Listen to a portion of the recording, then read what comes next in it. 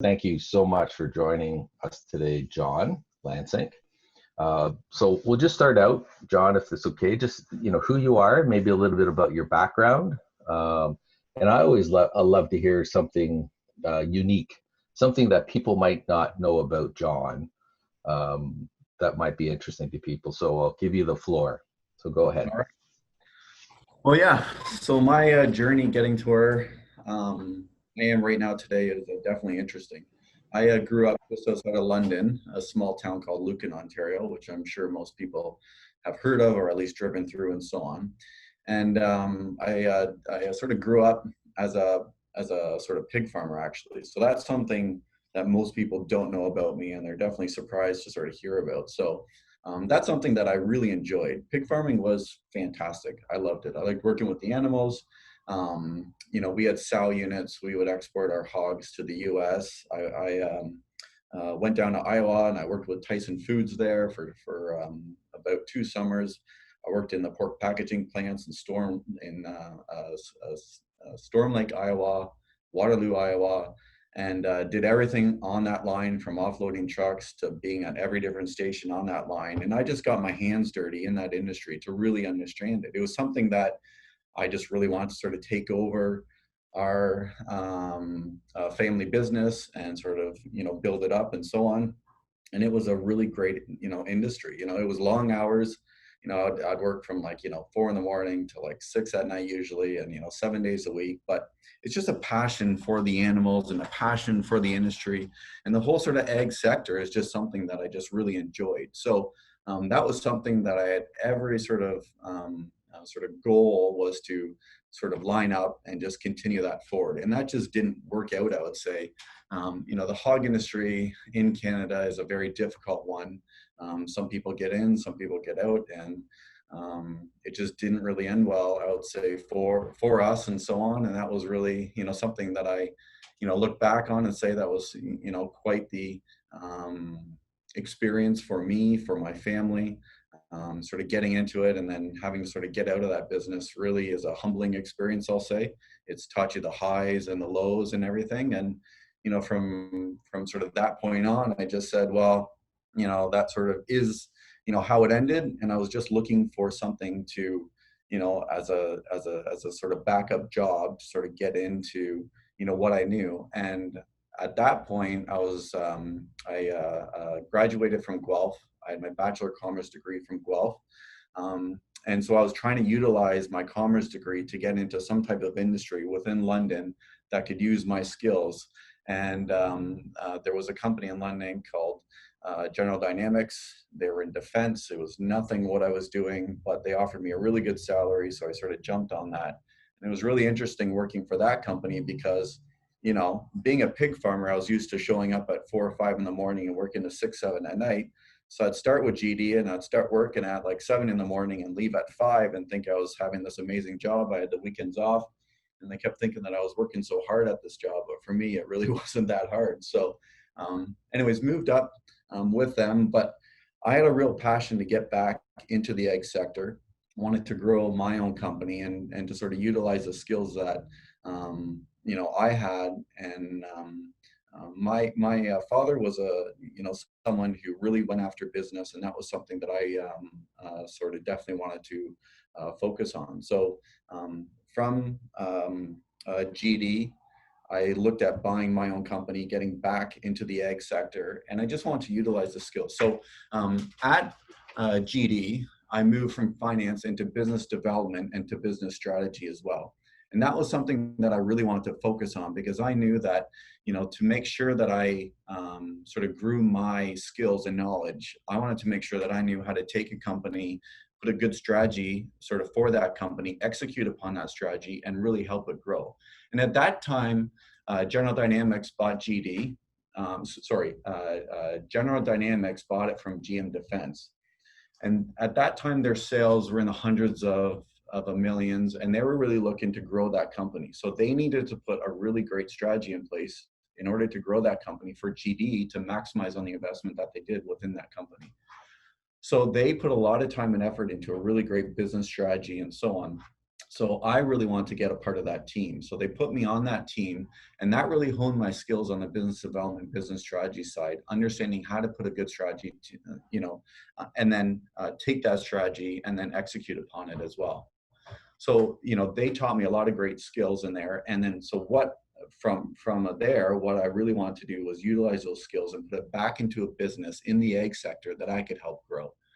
So I ended up finding a business here in Tillsonburg, Ontario, that was looking for someone like that. And I bought a small ownership stake in it. And I just really utilized the skills that I built up back in my pig farming days and back at GD to really help this company grow. And we expanded the company, right across Canada. We had, phenomenal growth with it. We were actually doing sort of repackaging, formulating, warehousing services for the ag sector, across Canada. So our customers were the BASF, Syngentas, Dows, DuPonts, New Farms, and so on. And I just really utilized, what those customers really wanted was someone who could really do the work that they didn't want to do. So what those sort of customers are really great at is the sort of sales and marketing, research, and so on. And what they really needed was someone to really execute upon their strategy. So I sort of inserted our company to really help them out on that side and giving them access to the farmers so they could get their product to their farmers in a very short period of time. And we just built a company around that and grew the hell out of it. And in 2015, end of 2016, we were actually approached by a number of different companies to buy us. We definitely weren't interested in selling, but the offers just kept on coming in. So we ended up selling our company. So that's sort of a long-winded story, Brian, but that sort of brings you back to sort of where I sort of am now. So selling Future Transfer at that point allowed us to look at different options for us and really look at how we could continue to build upon the network and the experiences that we built up in the egg sector and give back to that sector across Canada. So our fund right now is mainly focused on the egg industry across Canada.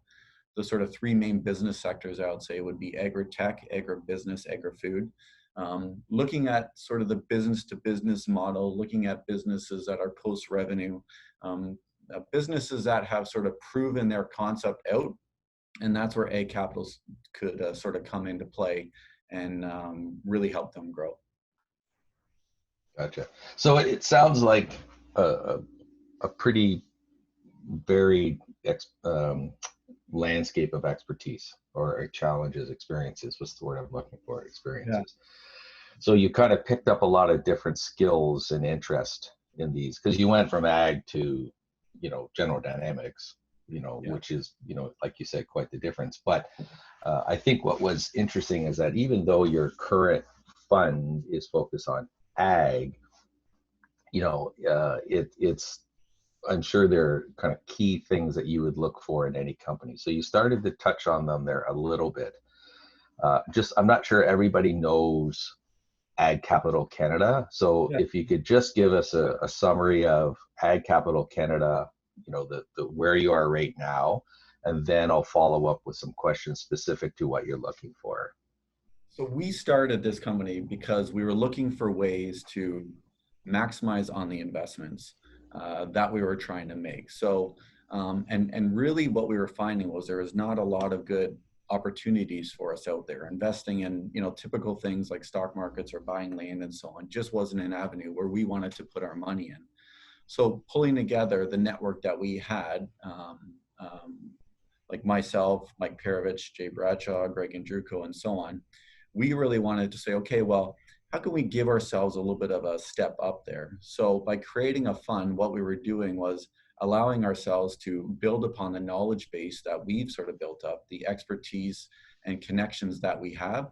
And it basically gives us that sort of leg up in order to maximize the investments that we're making within the sector. So, that's a way of saying, every business that is looking for capital from a private equity or a venture capital, they really need to understand where the money's coming from and what their goals are of the money going forward. So from that perspective, you definitely need to do your research on the GPs and where the money's come from behind it. So our main money comes from us. So us as GPs are also investors in our fund. Farm Credit is the main LP or limited partner within our fund. So they're half our fund size. So our total fund is $24 million. Farm Credit is half of that 12 million. Us 5 GPs within our fund hold about 15% of the fund value. And then the rest are based on farmers and ag sort of professionals across Canada that have also invested in our fund. So, maybe the sort of ag approach doesn't work for a lot of the companies with Roundhouse, but my point is understanding where the money's come from is very crucial to making sure that you're putting your pitch in a way that addresses what their needs are. So yeah, I spoke about that at my talk a couple of weeks ago, to make sure that when you're pitching to an organization such as yourselves, private equity, that you understand the audience, specifically what they're looking for, what their backgrounds are, what their strengths are, so that there's a complement. exactly, I assume that you would agree on that. exactly. Yeah, because I think I heard your pitch, so to speak, at Joe's Precision Ag conference. I think it was 3 years ago now, maybe 2 years ago. Yeah. I heard and you talked about patient money. Now I'm not sure everybody understands what GP and LP is. I'm assuming they do. Right. GP is your general partner, LP is your limited partner, just so people understand the structure of the fund. But can you talk just a little bit about when a company approaches you, kind of what are the key things that you're looking for? You talked a little bit about post MVP, post revenue. Now, almost anybody that is is looking to invest is looking for that generally. But are there certain thresholds you're looking for? There are certain kind of key metrics that might be important for you guys? So that's, broadly speaking, Brian, that's a really hard question to answer because most companies, I think, when they're approaching an investor, they're trying to obviously put that best foot forward. And what is post revenue? Like, that's really debatable. Some people say, well, I've gotten government grants and so on, so that's technically post revenue. I've gotten money from this or that, or I sold some prototypes, so is that post revenue? So it's a pretty broad term, and for us, we've kept it broad because yes, that is important. It's definitely important to show that they've established a customer that has a need, or they've established that they have a customer that realizes the potential of the product that they're putting forward, right? So it shows that it's not an idea that we think someone will buy into. It's no, we have an idea that someone has supported and has bought into, and they're actually doing something with us on it, and that's extremely important for us. So, but what does that look like, Brian? That's broad, and we definitely keep it broad for that reason, because if they can at least show us some type of momentum there, then we completely pivot to the management team. And that's where I really want to spend a lot of my time on is, everyone has a great product, or everyone thinks they have a great product. Everyone thinks they have a great service, and most people do. But really, what it really matters on is the team that is supporting them.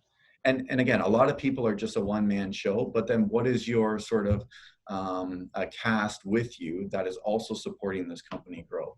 That's where we spend a lot of time. I spend more time not looking at numbers. I spend more time interviewing the people who have supported the company and are helping them grow. And that's what I asked for at the very start. Give me a list of people that I can call and start to talk about the company, your sort of customers that you have to date, and ask about their experiences. The investors that have given you money, I want to talk to them and understand why they have given you money, why they want to invest in you, what potential they see, and so on. I spend so much time on that because I can put numbers together, and so can you, and we can all show certain market trends and so on and so forth. But at the end of the day, it's why have other people bought into the concept here, which is extremely important for us. Okay. The sort of start of this, though, any good pitch or any good company who's coming forward with an idea for us, I find many of them, I'll say, that have come forward to me, they get into the technical side very quickly, and it goes right over our head. And it's not till the very end of the presentation do you actually put everything together and realize what they're trying to put together for you and what they're trying to sell. I find that very frustrating. It's a big waste of time. I think at the very start, what they should be doing is basically saying, here's my great widget and here's what it's going to solve. And then you can actually get an idea of what they're doing. And then they talk about the sort of technical side of it going forward.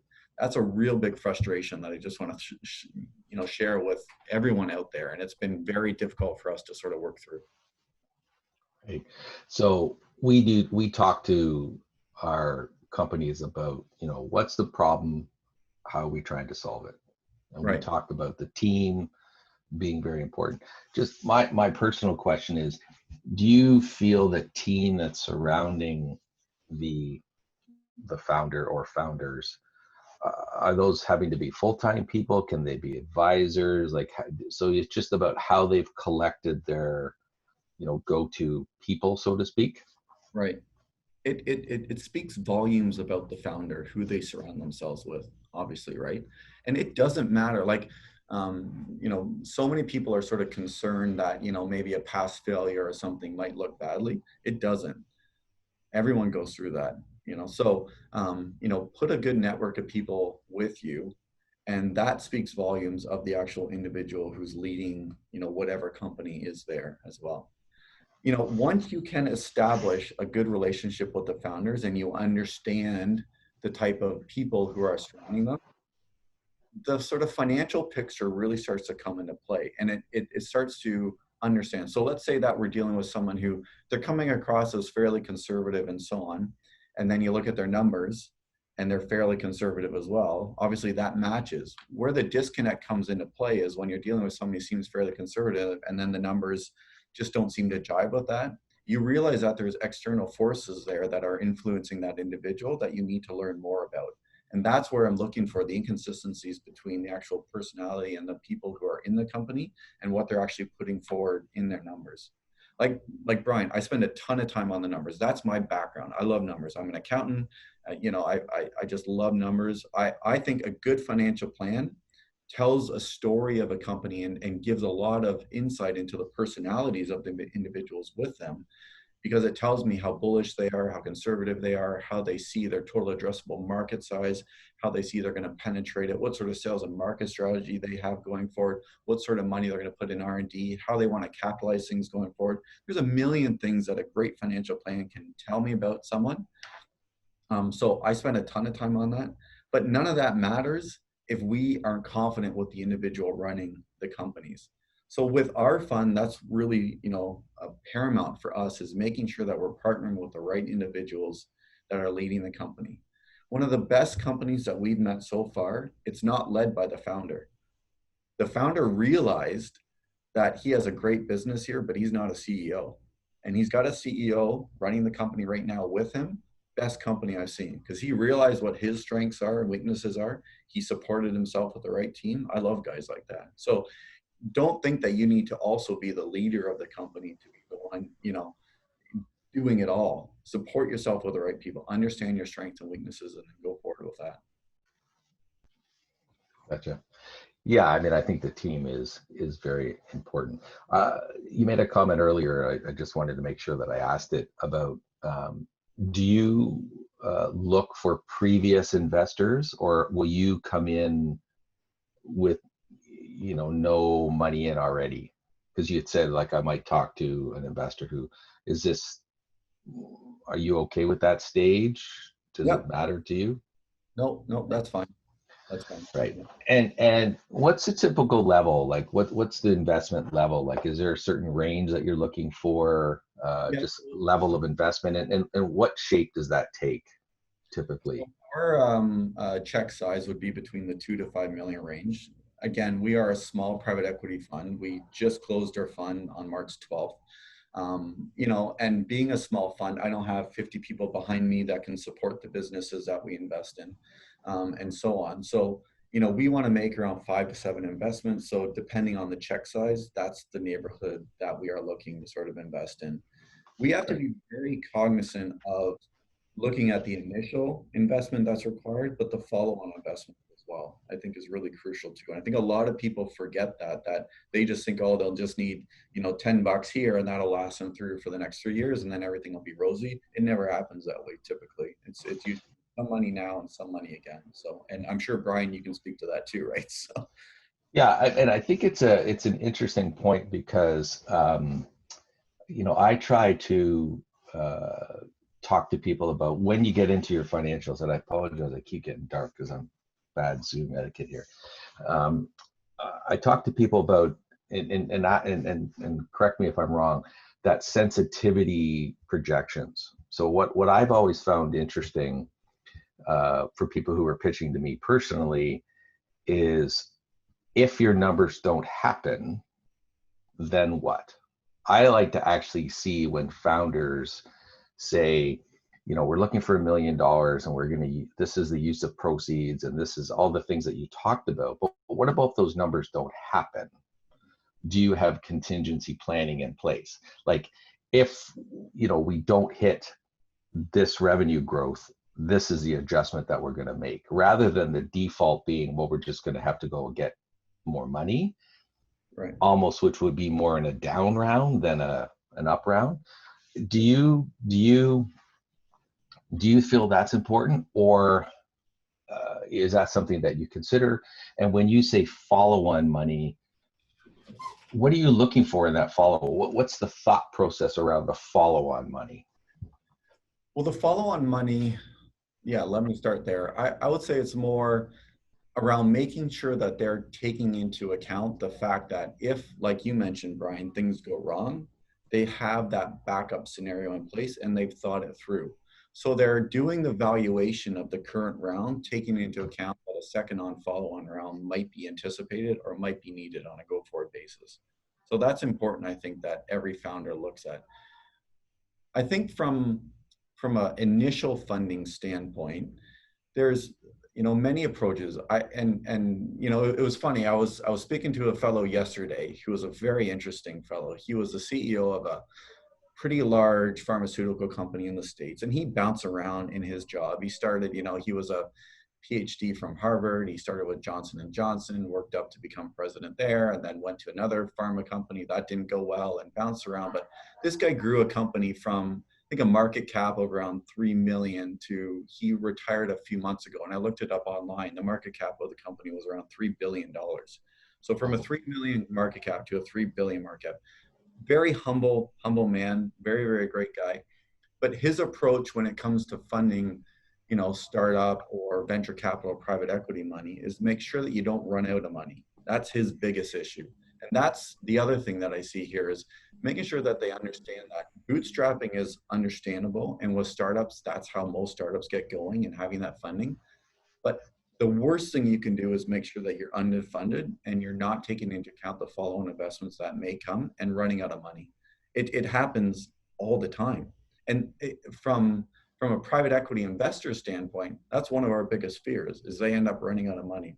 They've got all the potential in the world. They've got the greatest, bestest thing, but it's amazing what capital can do to help push through those hard times. Obviously, money solves things and stuff, and I get that, but it's managing it properly. But, a lot of people sort of underfund themselves, and they say, well, I just need this much because it'll just get me by to this point. And that's okay. That's a strategy that I welcome. But the other hand is also a strategy that's also not a bad one too. So it's finding the balance between those two. But yeah, so that was something interesting that I would say is really relevant for a lot of startup companies. Yeah, I'm of mixed opinion on that, and most people who know me understand that, because I'm actually a fan enough of tranching money in, because I'm about retaining ownership.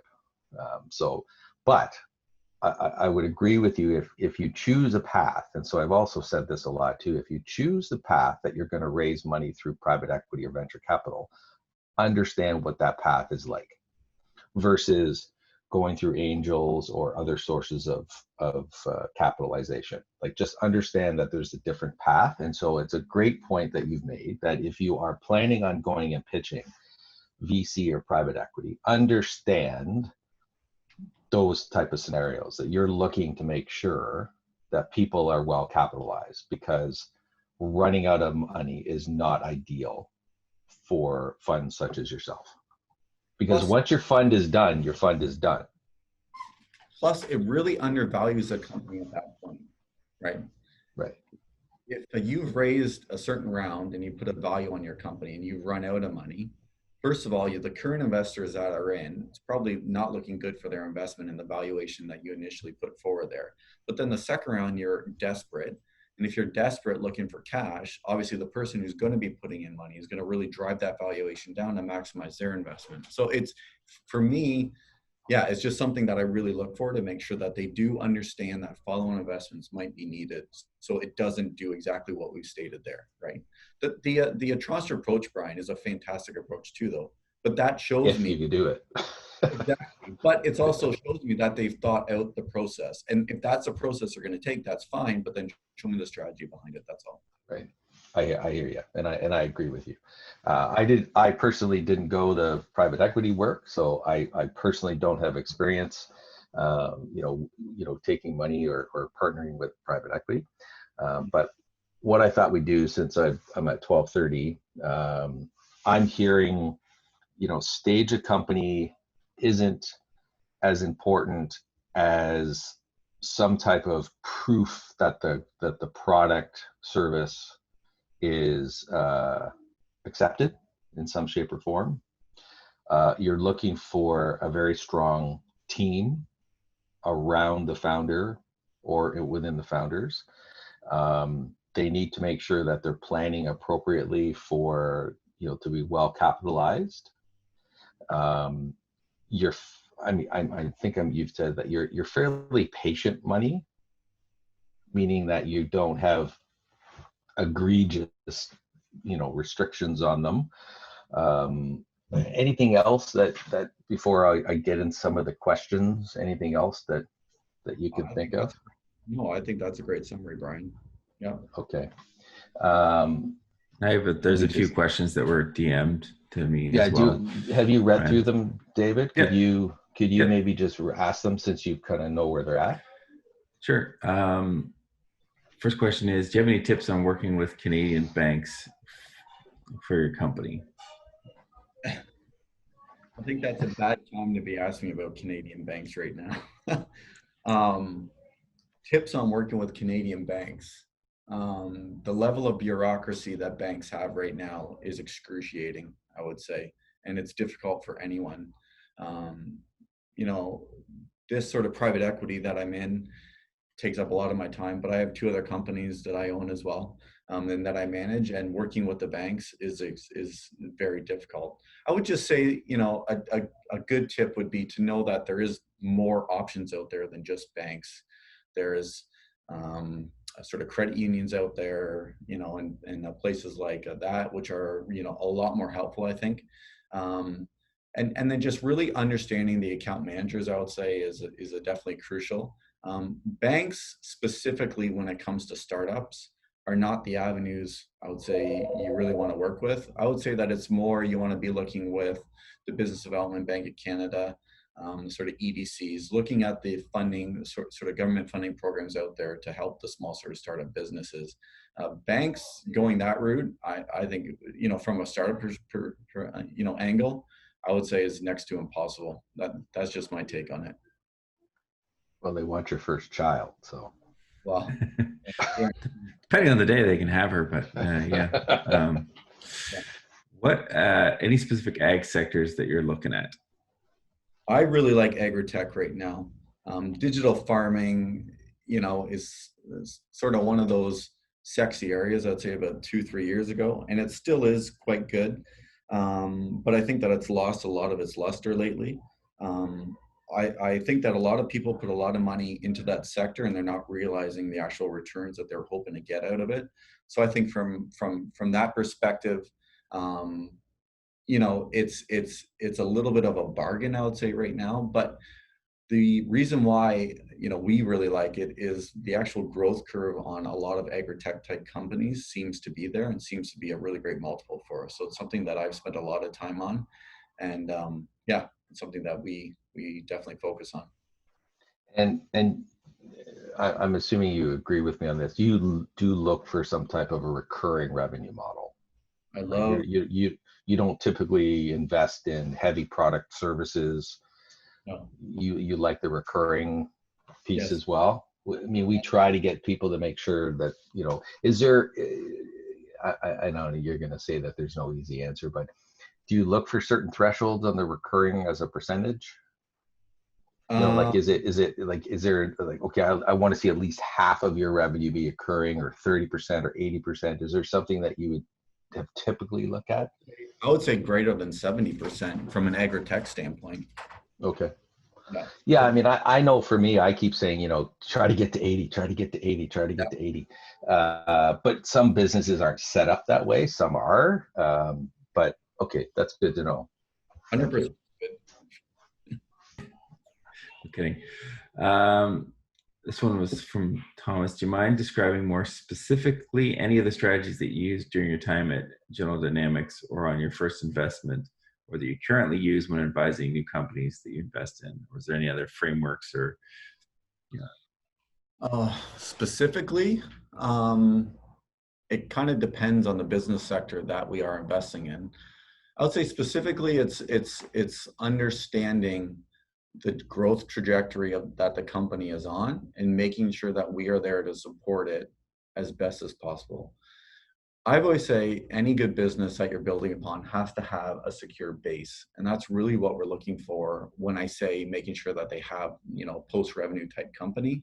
It's having that secure base that they can fall back on and then build up from there. Obviously, nothing can be built up upon something that's not a really solid base. So, you know, looking for that solid base type company that can weather a little bit of a storm here and there is definitely something that we focus on. And as a follow-on, did you use any, like we use the entrepreneurial operating system, the EOS model here? Were there any frameworks? The scaling up to another one that I've seen used. I think Constellation Software has its own custom developed framework for their companies. Do you have any recommended frameworks for business modeling? I really can't speak. No. Honestly, David, no. Nothing specifically, I would say. You know, I've seen many of them, David, but is one better than another one? Have I seen, you know, someone seem to have a sort of competitive, you know, step up because they have one platform from another? I can't really speak to that. I would say no at this point. Yeah. You mentioned that it's important for organizations to align with the goals of the funder. What are the goals of Ag Capital Canada? So our goal primarily is to make sure that we maximize the agricultural sector industry across Canada, I would say. So that's our main goal, is we as GPs who run the fund want to give back to the ag sector in Canada. So first and foremost, it's making sure that it is benefiting that sector in Canada, making sure that it's adding jobs, and making sure that the growth trajectory that the company's on can give a really great return to the investors that have invested within our fund as well. So, and then you align that with the expertise of the GPs within our fund as well. So that's really important to do, right? So, you know, is your company something where it doesn't look like any of the GPs has any experience in? You know, that's something where you would say, maybe we're not a good fit with this fund and maybe we should look for another fund.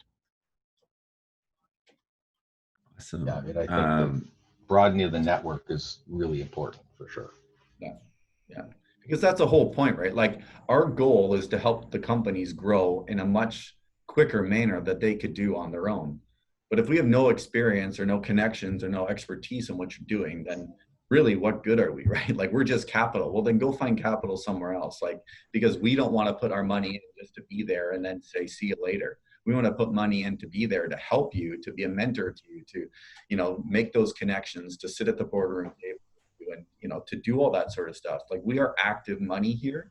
So if you want to passive money a bank or another private equity company that's going to be more passive, then look sort of that route. And that money is there. But I think that's a different approach for companies to take. And like, that's not the way that our fund wanted to be. I think we're going to maximize the returns for our investors because of the fact that we are utilizing our expertise and connections and so on. And just to clarify that as well. So you take an equity position. Do you require a board seat? You know, just both equity. So you don't do any notes or safes. It's all straight equity or some. We will look at notes that can convert to equity. Okay. Yeah, pretty much equity, Brian. Yeah. But you need a board seat. 100%. That's one of our mandates. Okay. Just make sure people understood that, you know, if you invest, you want representation and you want to help. Yeah. We will also not invest more than 20% of our fund within one investment. That's one of our mandates too. So we're a $24 million fund. So we want to invest more than, $5 million within one investment. Gotcha. Perfect. Can you describe the Ag Capital Canada process from introduction to funding, and about how long does it take? So that's something that I'm really glad that was talked about here, because I think that it's something that I need to get better at explaining to the companies that we invest in about the length of time. It is a very long process. We have a 9-step process. It goes through everything from, first phone calls to peer reviews, preliminary evaluations, term sheets, legal reviews.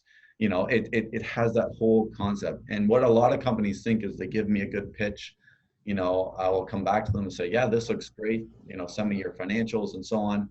And then they'll think, once they've sent me that and we still things are going well, they think, oh, the money should come in a week or two. Well, that's not, it's an excruciating, it's a very long process, I'll say.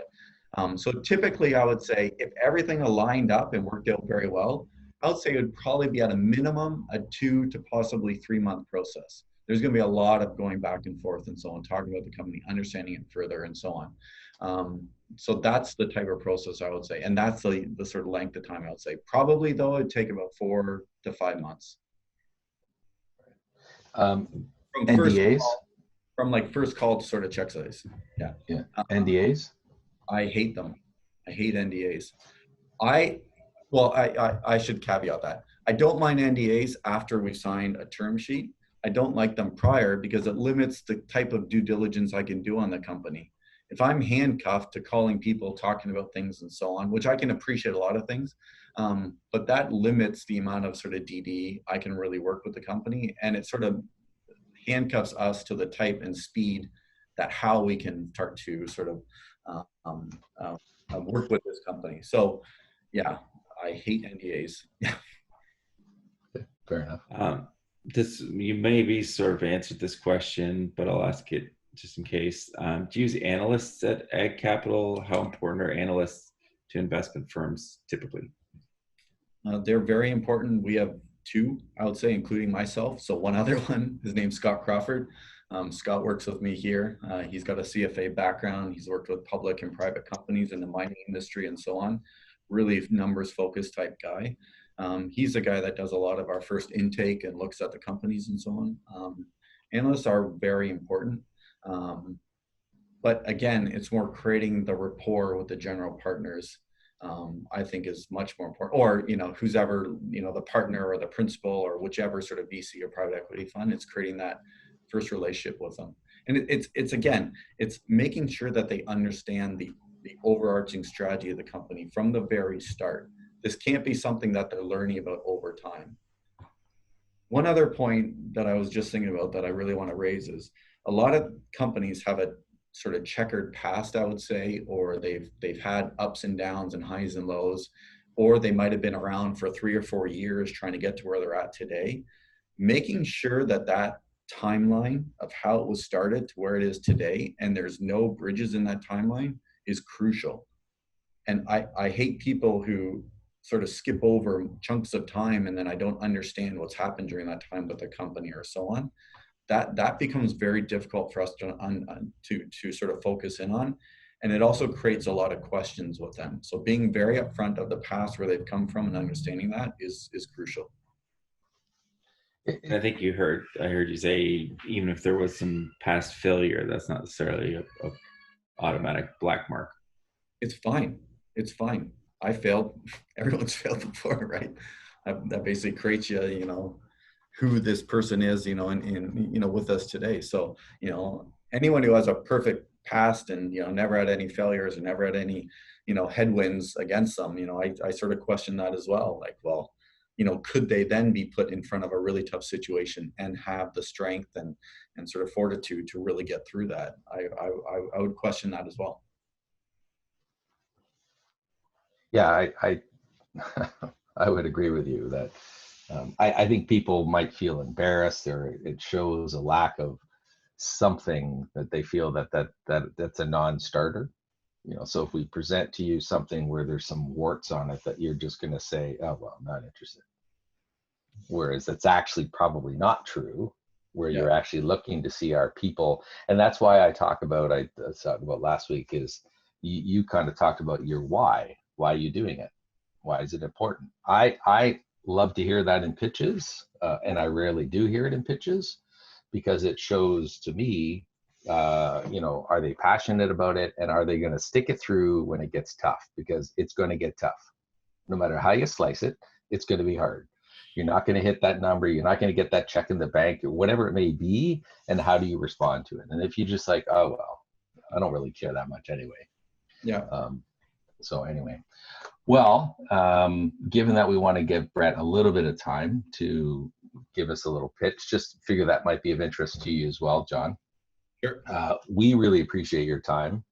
I'm going to give you the floor for a minute here. Just if there's anything you want to wrap up or summarize for us, that would be great. So.